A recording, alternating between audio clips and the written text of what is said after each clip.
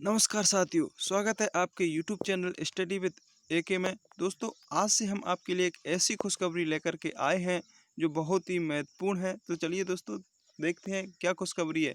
दोस्तों, रीट शिक्षक भर्ती या अन्य शिक्षक भर्ती जैसे MP TET, UP TET, CTET विभिन्न प्रतियोगी परीक्षाओं के लिए हिंदी शिक्षण विधियों से संबंधित हम ऐसे टॉप 500 अति महत्वपूर्ण प्रश्न आपके सामने लेकर के आ रहे हैं दोस्तों। तो दोस्तों, ये प्रश्न बहुत ही शानदार होने वाले हैं और ऐसे प्रश्न हैं जो विभिन्न प्रतियोगी परीक्षाओं में अक्सर पूछे जाते हैं। तो चलिए दोस्तों, शुरू करते हैं। इससे पहले मैं आपको बता देता हूं कि जो 500 प्रश्न है उसको हम एक ही वीडियो में नहीं लेने वाले हैं, अर्थात जो टेस्टों के माध्यम से हम इनको सॉल्व करने वाले हैं। तो दोस्तों, वीडियो को पूरा देखना। पूरा देखने के बाद आपको पता चलेगा कि हाँ, कैसे प्रश्न हैं जो परीक्षाओं में आते हैं और पूछे जाते हैं। तो चलिए दोस्तों, शुरू करते हैं। इससे पहले आपने हमारे चैनल को सब्सक्राइब नहीं किया है तो सब्सक्राइब ज़रूर कर लीजिए और बेल आइकन को दबा लीजिए ताकि जो भी वीडियो का नोटिफिकेशन है आपके पास सबसे पहले आ सके। और दोस्तों, एक छोटा सा लाइक भी कर दीजिए। तो चलिए दोस्तों, शुरू करते हैं। अपने फ्रेंडों को जोड़ लीजिए। देखिए दोस्तों, टॉप 500 प्रश्नों का संग्रह रीट लेवल फर्स्ट एवं सेकंड के अभ्यर्थियों के लिए बहुत ही शानदार सेशन होने वाला है। तो दोस्तों, हम प्रश्न पहले की ओर चलते हैं कि पहला प्रश्न है कि भाषा शिक्षण कहाँ से प्रारंभ होता है। भाषा शिक्षण कहाँ से प्रारंभ होता है, इसके ऑप्शन की ओर चलते हैं। ऑप्शन है व्यवहार से, ऑप्शन नंबर 2 क्रिया से, ऑप्शन नंबर 3 स्तर से, ऑप्शन नंबर 4 वाचन से। तो बताइए साथियों, इसका राइट आंसर कौन सा होने वाला है। मित्रों, इसका right answer option number D वाचन। भाषा शिक्षण है वो वाचन से प्रारंभ होता है। देखिए, वाचन ये ऐसा आधार होता है जो भाषा शिक्षण के लिए बच्चे के सीखने में मदद करता है। नेक्स्ट प्रश्न की ओर बढ़ते हैं दोस्तों। वीडियो को पूरा देखना, बने रहना, मज़ा आ जाएगा दोस्तों। ऐसे प्रश्न आपके सामने लेकर के आया हूँ, आप खुद ही कहोगे कि हाँ, कुछ प्रश्न दम तो है। तो चलिए दोस्तों, दूसरे प्रश्न की ओर बढ़ते हैं। प्रस्तावना प्रश्न किस समय पूछे जाते हैं। ऑप्शन नंबर ए पाठ के प्रारंभ में, ऑप्शन नंबर बी पाठ के मध्य में, ऑप्शन नंबर सी पाठ के अंतिम में, ऑप्शन नंबर डी सभी सही। तो बताइए दोस्तों, जो प्रस्तावना प्रश्न हैं वो किस समय पूछे जाते हैं। दोस्तों, जैसा कि आपको पता है कि प्रस्तावना प्रश्न एक जब शिक्षक अपनी कक्षा में बालकों को पढ़ाने के लिए जाता है तो जो शिक्षक का वातावरण, जो शिक्षण का वातावरण बनाने के लिए, कक्षा का वातावरण बनाने के लिए सबसे पहले वो प्रस्तावना प्रश्न पूछता है। तो जब वो पाठ आरंभ नहीं करता, उससे पहले यानी कि पाठ प्रारंभ करता है, उस समय ही वह अपने प्रस्तावना प्रश्न पूछता है। तो इसका राइट आंसर कौन सा हो जाएगा, ए। पाठ के प्रारंभ में प्रस्तावना प्रश्न पूछे जाते हैं। चलिए दोस्तों, नेक्स्ट प्रश्न की ओर बढ़ते हैं। दोस्तों, आप अपना आकलन स्वयं कीजिए और बताइए कि आपने कितने क्वेश्चन राइट किए हैं और जितने भी प्रश्न आपके सही हुए हैं उसको कमेंट बॉक्स में ज़रूर लिख के जाना और अपनी राय ज़रूर लिख के बता जाना दोस्तों कि कैसे प्रश्न हैं। ऐसे ही प्रश्न हम आपके लिए लाते रहेंगे और जिस भी क्वेश्चन पर डाउट हो उसको भी बता जाना। तो दोस्तों, क्वेश्चन आता है 3, सूत्र प्रणाली किस सिद्धांत पर आधारित नहीं है। ये विशेष ध्यान रखना है दोस्तों, प्रश्न को अच्छे तरीके से पढ़ना है। जब नहीं और है, इसमें हम अक्सर गलती कर जाते हैं दोस्तों। जो प्रश्न हमारे लिए आता है फिर भी हम उसको गलत कर जाते हैं क्योंकि हम सही से प्रश्न को नहीं पढ़ते। ऑप्शन की ओर बढ़ते हैं दोस्तों। सामान्य से विशिष्ट की ओर, सूक्ष्म से स्थूल की ओर, सी पूर्ण से अंश की ओर, ऑप्शन नंबर डी सिद्धांत से उदाहरण की ओर। तो बताइए दोस्तों, जो सूत्र प्रणाली विधि है वो किस सिद्धांत पर आधारित नहीं है। साथियों, देखते हैं। सामान्य से विशिष्ट की ओर बिल्कुल सूत्र प्रणाली आधारित होती है, तो यह ऑप्शन तो नहीं हो सकता क्योंकि इसमें क्या पूछ रहा है, नहीं है। बी सूक्ष्म से स्थूल की ओर, तो ये भी सूत्र प्रणाली पर आधारित है, तो ये भी ऑप्शन नहीं हो सकता। सी पूर्ण से अंश की ओर और डी सिद्धांत से उदाहरण की ओर, तो ये सिद्धांत से उदाहरण है, तो ये भी सूत्र प्रणाली के आधार, तो ये नहीं हो सकता। तो फिर आपका राइट आंसर कौन सा होगा। तो आपका राइट आंसर होगा साथियों पूर्ण से अंश की ओर। ये जो विधि है, ये जो सूत्र है, जो सूत्र प्रणाली पर आधारित नहीं है। नेक्स्ट प्रश्न की ओर बढ़ते हैं साथियों। प्रश्न नंबर 4 आता है, द्रुत पाठ का महत्वपूर्ण पद है। द्रुत पाठ, जी हाँ दोस्तों, क्वेश्चन नंबर 4 में पूछा गया है कि द्रुत पाठ का महत्वपूर्ण पद है। ऑप्शन नंबर ए वर्तनी सुधार, ऑप्शन नंबर बी सैश्वर वाचन, ऑप्शन नंबर डी मौन पठन और ऑप्शन नंबर डी इनमें से कोई नहीं। तो साथियों बताइए क्या है होने वाला है इसका राइट आंसर। तो जो द्रुत पाठ का महत्वपूर्ण पद है वो मौन पठन के अंतर्गत आता है दोस्तों। ये मौन पठन क्या होता है? मौन पठन वह पठन होता है दोस्तों जो बिना होंठ हिलाए एक शिक्षार्थी द्वारा किया जाता है और ये बहुत ही सर्वश्रेष्ठ पठन कहलाता है दोस्तों। इसमें जो सर्वाधिक ग्रहणशीलता की शक्ति है वो अधिक पाई जाती है। नेक्स्ट प्रश्न की ओर बढ़ते हैं साथियों। प्रश्न नंबर 5 आता है, पाठ योजना के तीनों रूपों में सम्मिलित नहीं है। ये नहीं पर अधिक जोर देना है दोस्तों आपको। ऑप्शन नंबर ए ज्ञान के लिए पाठ योजना बनाना, ऑप्शन नंबर बी रसानुभूति के लिए पाठ योजना बनाना, ऑप्शन नंबर सी कौशल के लिए पाठ योजना बनाना और ऑप्शन नंबर डी जांच कार्य के लिए पाठ योजना बनाना। तो दोस्तों बताइए कि जो पाठ योजना के 3 रूप हैं उनमें से कौन सा रूप है वो सम्मिलित नहीं है। तो दोस्तों इसका राइट आंसर होने वाला है रसानुभूति के लिए पाठ योजना बनाना। ये इसका राइट आंसर है क्योंकि रसानुभूति के लिए कोई पाठ योजना नहीं बनाई जाती दोस्तों। पाठ योजना ज्ञान के लिए बनाई जाती है, बालक के कौशलों को विकास के लिए बनाई जाती है और उसके जांच कार्य के लिए भी पाठ योजना बनाई जाती है। दोस्तों वीडियो पसंद आए तो लाइक ज़रूर करना और शेयर भी कर देना अपने साथियों को। क्वेश्चन नंबर 6 आता है दोस्तों, हार्वर्ड की पंचपदी प्रणाली में परिगमित नहीं है। ऐसा कौन सा पद है जो हार्वर्ड की पंचपदी प्रणाली में परिगमित नहीं है? चलिए दोस्तों देखते हैं। ऑप्शन नंबर ए आता है प्रस्तावना। क्या प्रस्तावना प्रश्न नहीं है? ऑप्शन नंबर बी मूल्यांकन, ऑप्शन नंबर सी प्रस्तुतिकरण, ऑप्शन नंबर डी उद्देश्य। तो बताइए दोस्तों कौन सा प्रश्न इस प्रश्न का आंसर होने वाला है। तो दोस्तों मूल्यांकन है वो हार्वर्ड की पंचपदी प्रणाली में परिगमित नहीं है। दोस्तों हार्वर्ड की पंचपदी प्रणाली में कितने पद दिए गए हैं? 5। एक याद रखना दोस्तों, इसके प्रारंभ में केवल 4 ही पद दिए गए थे, लेकिन बाद में उनके शिष्यों द्वारा संशोधित किया गया और उसमें से 5 पद प्रस्तुत किए गए थे। उसमें से प्रस्तावना, दूसरा प्रस्तुतिकरण, तीसरा प्रयोग, चौथा तुलना और 5वां सामान्यीकरण। तो ये 5 पद थे जो दिए गए थे दोस्तों। इनमें से प्रस्तुतिकरण जो पद है वो सर्वाधिक महत्वपूर्ण माना जाता है।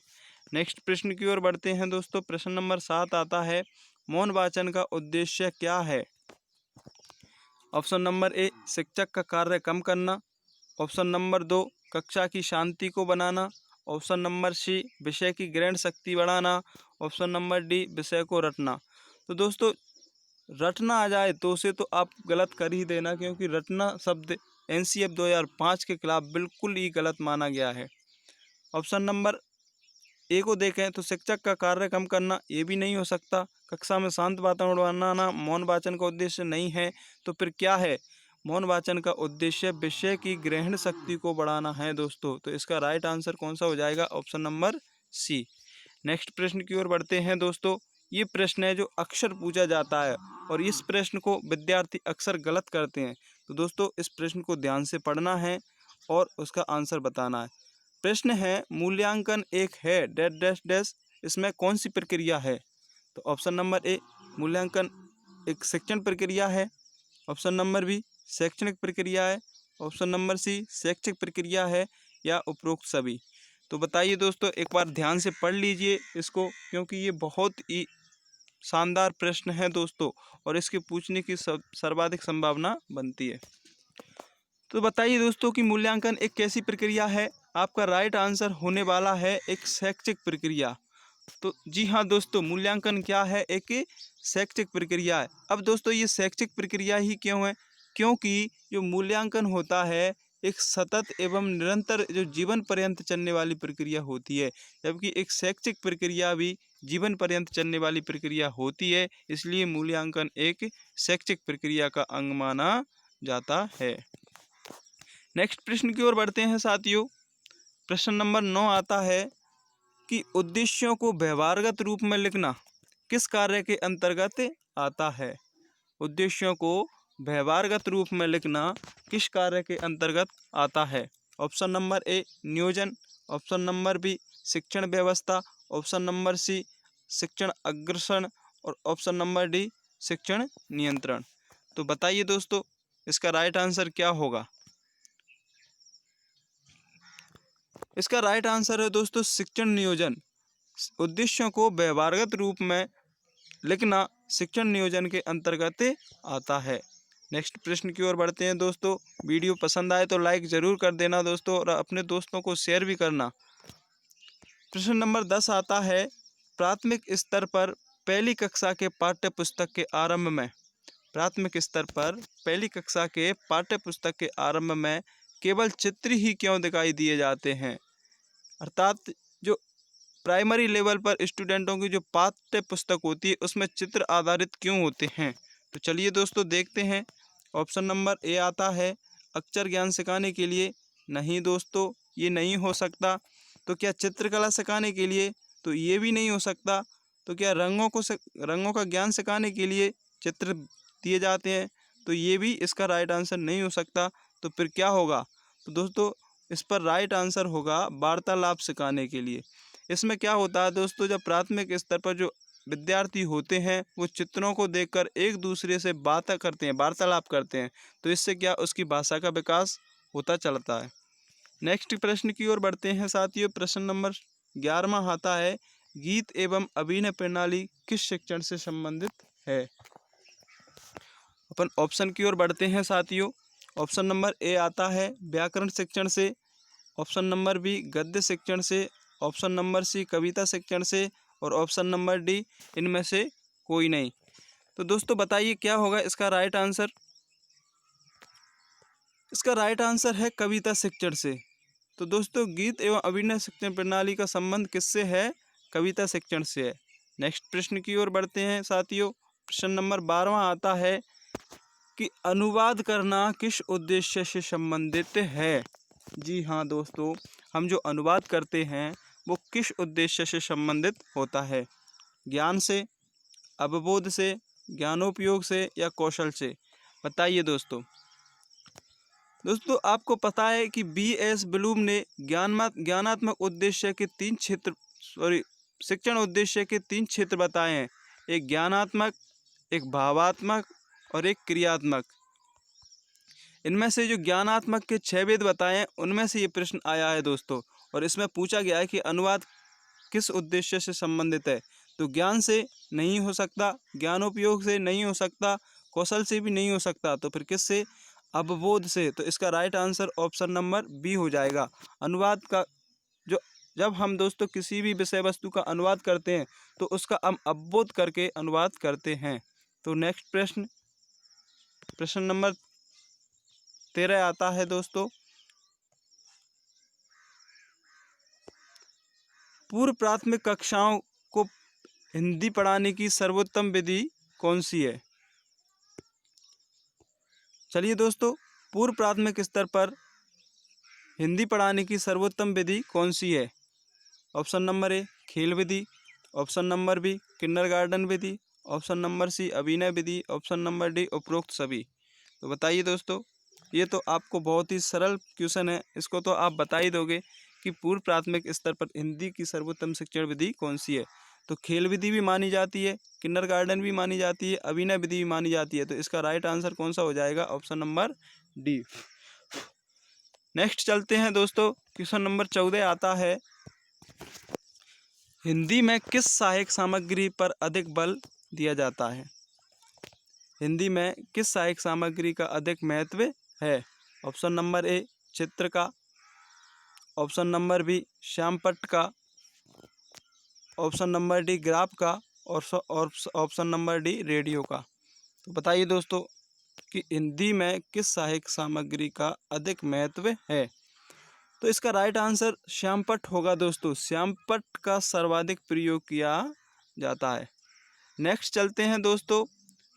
आज की वीडियो का लास्ट प्रश्न है साथियों। प्रश्न नंबर 15 है, किस विधि के अंतर्गत 2 विषयों का तुलनात्मक अध्ययन किया जाता है। ये प्रश्न बहुत ही महत्वपूर्ण है दोस्तों, और ये पूछा जाता है कि कौन सी विधि है जिसमें हम 2 विषयों का तुलनात्मक रूप से अध्ययन करते हैं। व्याकरण अनुवाद विधि, व्यतिरेकी विधि, प्रत्यक्ष विधि और भाषा संसर्ग प्रणाली विधि। तो चलिए दोस्तों देखते हैं। अगर हम व्याकरण अनुवाद विधि की ओर देखते हैं तो व्याकरण अनुवाद विधि में क्या होता है, जब बालक एक अपनी मातृभाषा के आधार पर दूसरी नवीन भाषा को सीखता है तो ये तो नहीं हो सकता। प्रत्यक्ष विधि की बात करें, प्रत्यक्ष विधि भी नहीं हो सकता, क्योंकि दोस्तों इसमें प्रत्यक्ष विधि में क्या होता है, मातृभाषा का विरोध किया जाता है, अर्थात इसमें मातृभाषा को वर्जित माना जाता है। भाषा संसर्ग प्रणाली विधि भी नहीं हो सकता, क्योंकि इसमें सबसे पहले बालकों को वर्ण ज्ञान न देकर के शब्द ज्ञान दे करके उसकी भाषा प्रणाली को बताया जाता है। तो जब दोस्तों ये नहीं है तो फिर कौन सी विधि है, व्यतिरेकी विधि। ऑप्शन नंबर बी आपका राइट आंसर होगा। व्यतिरेकी विधि वह विधि है जिसमें हम दो विषयों का तुलनात्मक रूप से अध्ययन करते हैं। तो चलिए दोस्तों, ये था आज का अंतिम प्रश्न। दोस्तों वीडियो पसंद आई हो तो लाइक ज़रूर करना और हमारे चैनल को सब्सक्राइब ज़रूर कर लेना। दोस्तों हम ऐसे ही रोज़ाना शिक्षण विधियों से संबंधित प्रश्न लाते रहेंगे। दोस्तों बहुत ही महत्वपूर्ण प्रश्न हैं, तो दोस्तों बता दीजिए आपकी कमेंट बॉक्स में लिख के कि कितने प्रश्न आपके सही हुए हैं। जिस भी प्रश्न में आपको डाउट हो वो भी आप हमारे लिख के बता दीजिए और कमेंट बॉक्स में आपकी राय ज़रूर बताना। दोस्तों प्रश्नों का लेवल ज़रूर बताना। अभी हम सामान्य से हैं दोस्तों, आगे आगे इस प्रश्नों के लेवल बढ़ाते चलेंगे। तो दोस्तों आज के लिए इतना, धन्यवाद। मिलते हैं नेक्स्ट वीडियो में। जय हिंद, वंदे मातरम, जय भारत।